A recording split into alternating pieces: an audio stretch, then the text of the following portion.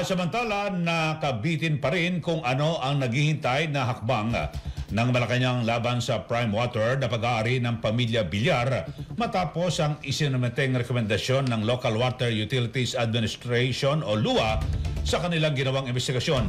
Ayon kay Palace Press Officer Attorney Claire Castro, mayroong ginawa ang LUA kasama ang concerned agencies. Subalit hindi pa maaaring isiwalat sa ngayon dahil baka magapang at madiskaril ang gagawing aksyon laban sa kumpanya. Ipinahiwatig ni Castro na kung ano ang ginawang aksyon sa problema sa kuryente sa Siquijor ay ganito rin ang nais na gawin ni Pangulong Ferdinand Marcos Jr. sa problemang idinulot ng Prime Water sa maraming water consumers. Sinabi ng opisyal na walang hangad ang presidente sa isyu ng Prime Water kundi maibsan ang paghihirap ng maraming consumer ng kumpanya, kaya hintayin niya magiging anunsyo sa susunod na mga araw.